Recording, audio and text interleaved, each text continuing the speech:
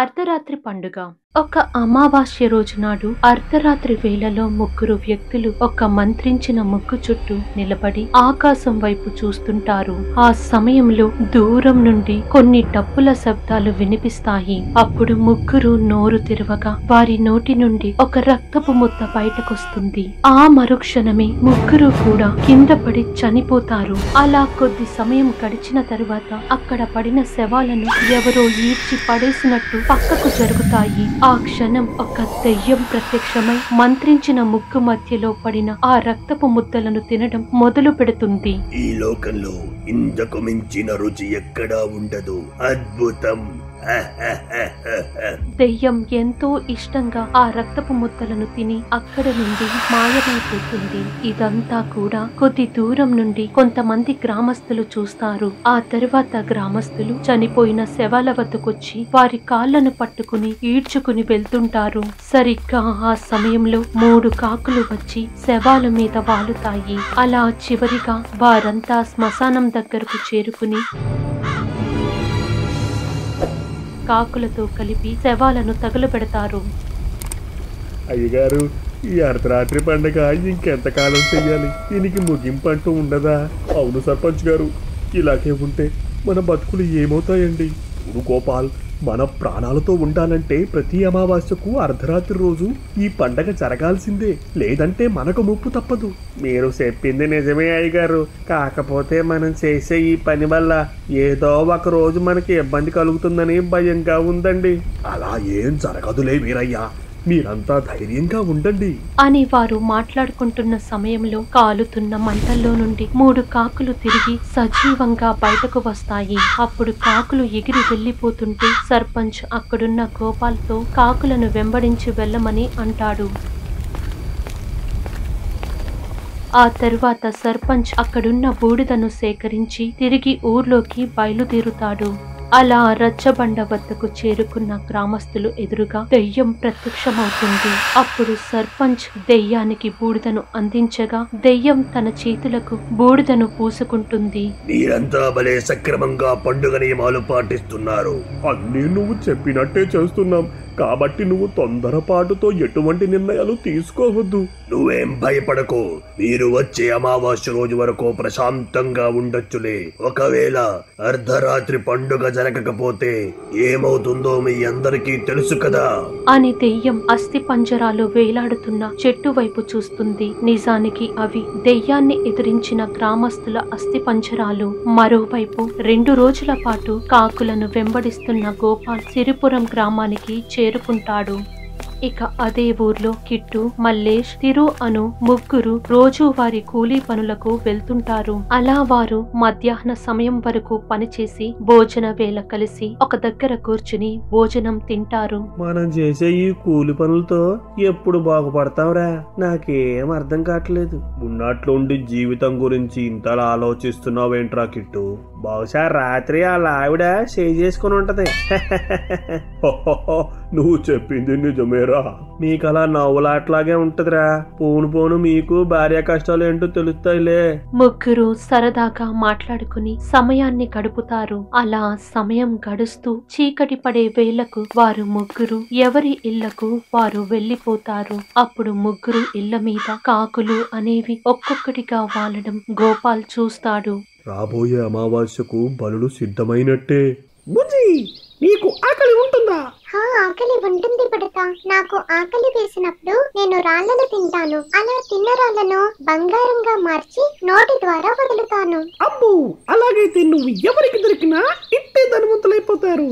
సర్లే కాని నాకు కైరా అప్పగించిన ఒక పని ఉంది, నేను వెళ్ళాలి పుడతా అని బుజ్జి దెయ్యం అక్కడ నుండి బయలుదేరుతుంది. మరోవైపు నోక్లాపురం గ్రామంలో దెయ్యం మనుషుల మధ్య తిరుగుతుంది. ఆ సమయంలో అటుగా వెళ్తున్న ఒక మహిళను చూసి దెయ్యం అడ్డగించి మాట్లాడుతుంది.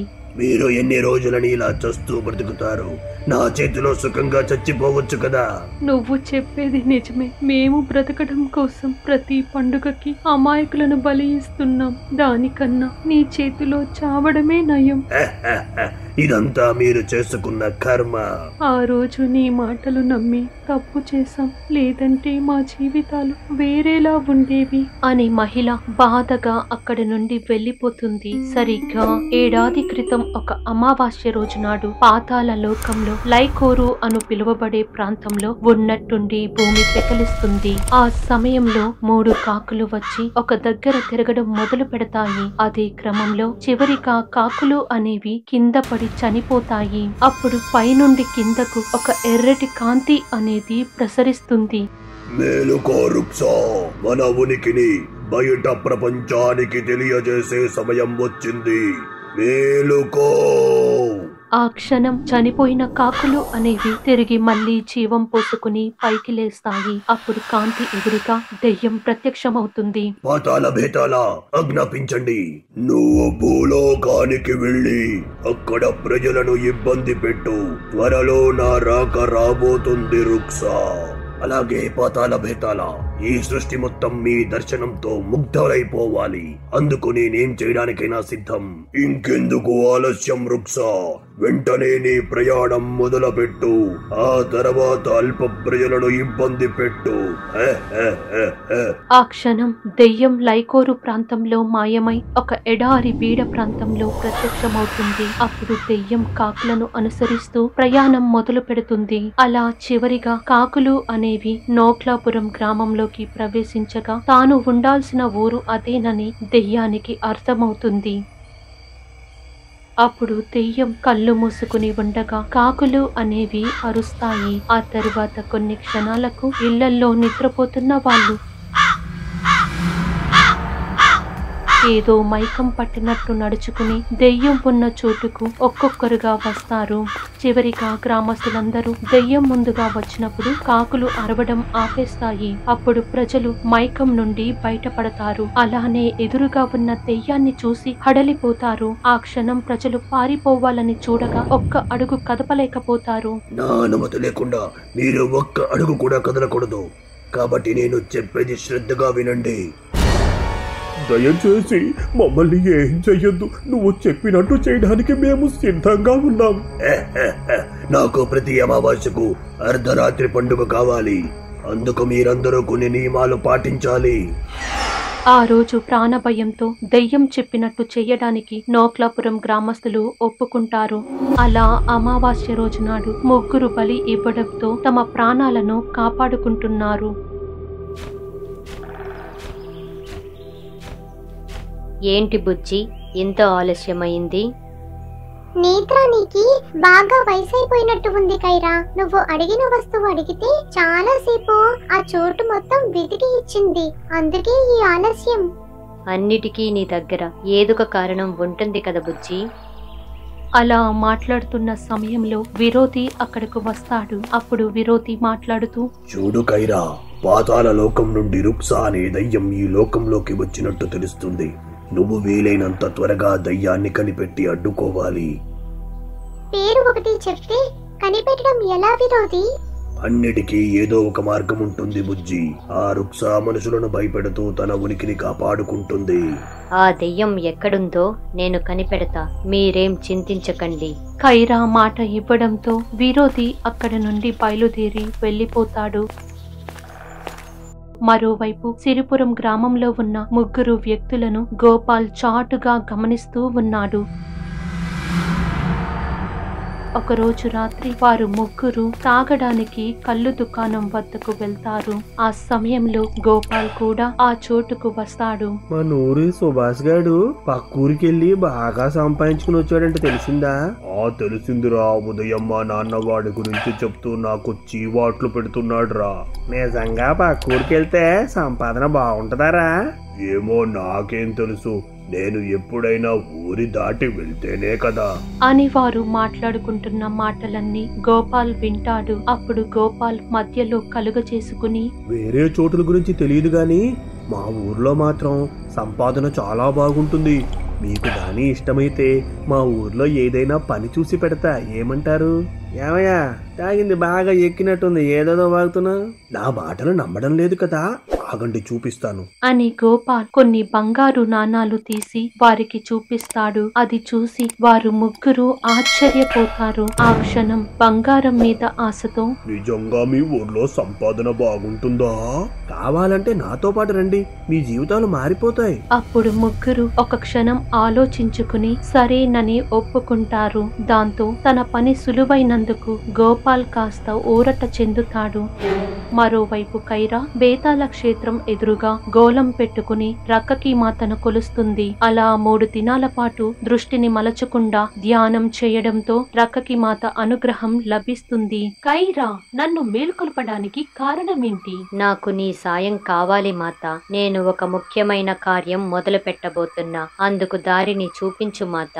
నీ మదిలో దాగిన ఆలోచన ఏంటో నాకు అర్థమైంది కైరా. ప్రస్తుతం రుక్సా ఉన్న జాడ తెలీదు, కానీ ఆ రుక్సా చేసే ఒక కార్యం కోసం బలి కాబోతున్న వారు ఎక్కడున్నారో తెలుసు. ఆ క్షణం కైరా ఎదురుగా ఉన్న గోళంలో సిరిపురం నుండి గోపాల్ తో కలిసి బయలుదేరుతున్న 3 వ్యక్తులు కనిపిస్తారు. నీ సాయానికి కృతజ్ఞతలు మాత. నేను తప్పక ఆ రుక్సాను అడ్డుకుని తీరుతా.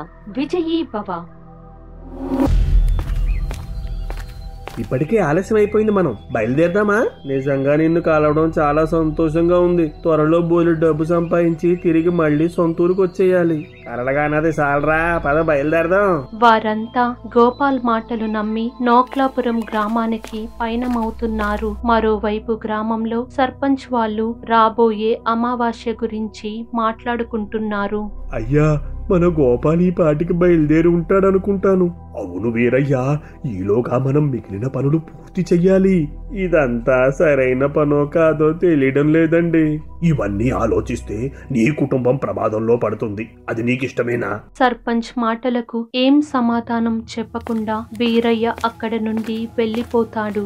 మరోవైపు లైకోరు ప్రాంతంలో దెయ్యం ప్రత్యక్షమై పాతాల బేతాళను పిలుస్తుంది. కొన్ని క్షణాల తరువాత ఎర్రటి కాంతి అనేది ప్రసరిస్తుంది. పాతాల బేతాళ, మీరు అప్పగించిన పనిని చాలా సక్రమంగా నిర్వహిస్తున్నా. మంచిది రుక్సా, కానీ నీ పనికి ఎవరు అడ్డుపడబోతున్నారు? నన్ను ఎవరు అడ్డుకోగలరు పాతాల బేతాళ? ఒకవేళ నాకు గాని ఎవరైనా ఎదురుపడితే వాళ్ళని ఇట్టే అంతం చేసేస్తాను. ఏది ఏమైనా కాస్త అప్రమత్తంగా ఉండు రుక్సా. సరే పాతాల బేతాళ.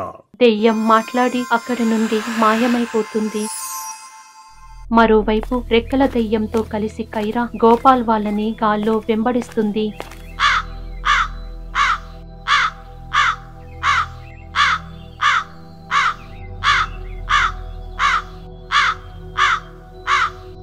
అరే కిట్టు, నువ్వు ఒక విషయం గమనించావా? మనల్ని చాలాసేపు నుండి కాకులు ఎంబడిస్తున్నాయిరా. అదేమైనా వింత విషయమా తిరు? నువ్వు ఎక్కువ ఆలోచించకు. అమావాస్యకు సరిగ్గా 2 రోజుల ముందు వారంతా నోక్లాపురం గ్రామం చేరుకుంటారు. అప్పుడు గోపాల్ వాళ్ళకి ఉండడానికి ఒక ఇల్లు చూపించి ఆ తరువాత సర్పంచ్ ని కలవడానికి అక్కడి నుండి వెళ్లిపోతాడు. ఆ సమయంలో 3 కాకులు అదే ఇంటి మీద వాలి ఉంటాయి. ఇప్పుడు ఏం చేయబోతున్నావు కైరా? ముందైతే ఆ దెయ్యం ఏం చెయ్యాలనుకుంటుందో తెలుసుకోవాలి బుజ్జి. ఆ తర్వాత మిగిలిన విషయాల గురించి మాట్లాడుకుందాం. సరే కైరా, నేను వెళ్ళి ఊర్లో పరిస్థితులు ఏంటో చూస్తా అని బుజ్జి దయ్యం అక్కడి నుండి వెళ్లిపోతుంది. మరోవైపు తమ జీవితాలు మారబోతున్నాయని 3 వ్యక్తులు సంతోషంగా ఉన్నారు. ఇదిలా ఉండగా అర్ధరాత్రి పండుగ కోసం గ్రామస్తులు ముగ్గును సిద్ధం చేసి ఉంటారు. అదంతా కొద్ది దూరం నుండి బుజ్జి దయ్యం గమనిస్తుంది. అయ్యా, అమావాస్య రోజు రాత్రికి అన్ని సిద్ధమైనట్లే. మంచిది గోపాల్, ఈలోగా వాళ్ళ ముగ్గురికి ఏ అనుమానం రాకుండా చూసుకో, లేదంటే ఆ దయ్యం చేతిలో మనమంతా బలైపోతాం. అవన్నీ నేను చూసుకుంటానయ్యా, మీరేం దిగులు పడకండి. అమావాస్య గడియలు దగ్గర పడడంతో ఊరంతా నిర్మానుష్యంగా ఉంటుంది. అదే సమయంలో విషయమంతా తెలుసుకున్న బుజ్జి దయ్యం కైరా వద్దకు తిరిగి వెళ్తుంది. అప్పుడు కైరా జరగబోయే బలుల గురించి తెలుసుకుని ఆశ్చర్యపోతుంది. బుజ్జి, మరో 2 రోజుల్లో అమావాస్య రాబోతుంది. నువ్వు ఎలాగైనా ఆ 3 దృష్టిని మళ్లించాలి. అది నాకు వదిలే కైరా, నేను వాళ్ళ సంగతి చూసుకుంటా. నువ్వు దెయ్యాన్ని ఎలా అంతం చెయ్యాలో ఆలోచించు. సరే బుజ్జి, నువ్వు వెళ్ళి ఆ పనిలో ఉండు. అలా ఇద్దరు చెరోవైపు వెళ్లిపోతారు. ఈ విధంగా ఒక రోజు సమయం గడుస్తుంది. అదే విధంగా కైరా తన శక్తులను పెంచుకోవడం కోసం రక్కకి మాతను కొలుస్తుంది. అప్పుడు కైరా ముందుకు ఒక శక్తివంతమైన ఆయుధం ప్రత్యక్షమవుతుంది. చూడు కైరా, నీ ఎదురుగా ఉన్న ఆయుధంతో రుక్సాను అంతం చేయగలవు, కానీ నువ్వు అమావాస్య చివరి గడియల్లో మాత్రమే ఆయుధం ఉపయోగించాలి. అర్థమైంది మాత. అర్ధరాత్రి పండుగకు అన్ని సిద్ధమైనట్టే సరిగ్గా అమావాస్య రోజు నాడు గోపాల్ వాళ్ళ దగ్గరకు వచ్చి మాట్లాడుతూ, మీరు మా ఊరికి కొత్తగా వచ్చిన వాళ్ళు కదా, అందుకే ఈ రోజు రాత్రి మా ఊరి ఆచారం ప్రకారం మిమ్మల్ని స్వాగతించాలనుకుంటున్నా. అయ్యో, అవన్నీ ఎందుకులేండి? మరేం పర్లేదు, ఈ రోజు రాత్రికి సిద్ధంగా ఉండండి అని గోపాల్ వారితో కొన్ని విషయాలు చెప్పి అక్కడ నుండి వెళ్ళిపోతాడు.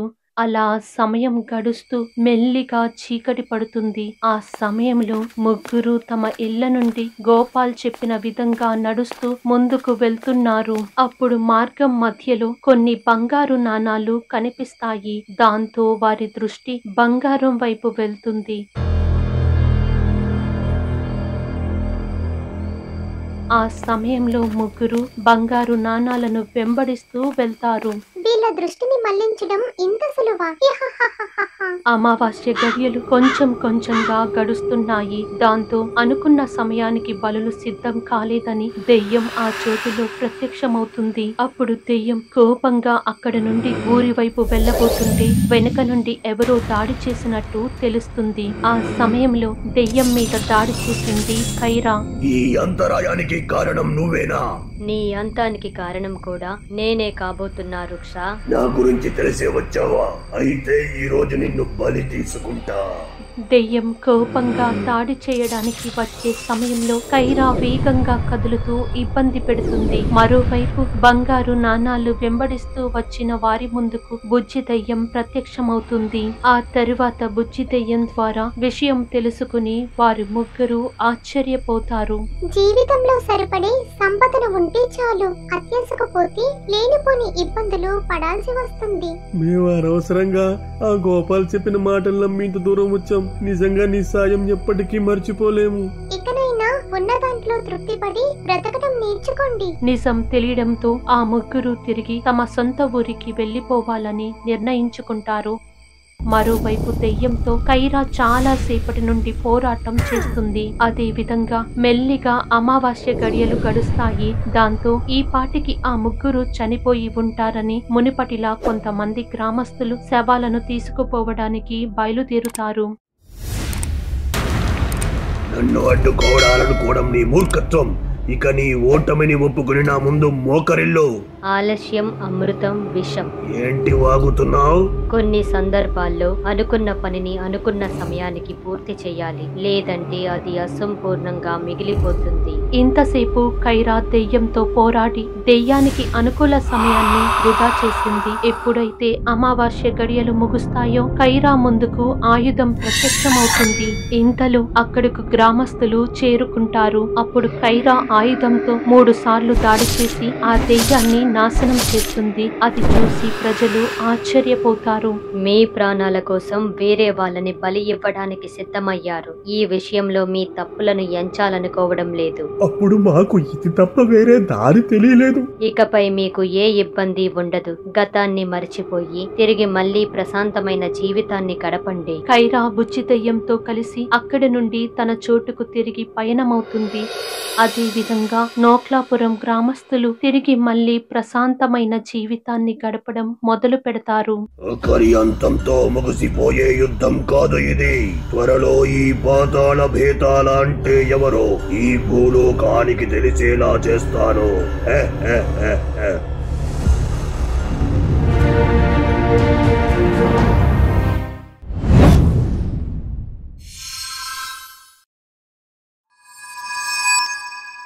For more horror stories, please subscribe our channel.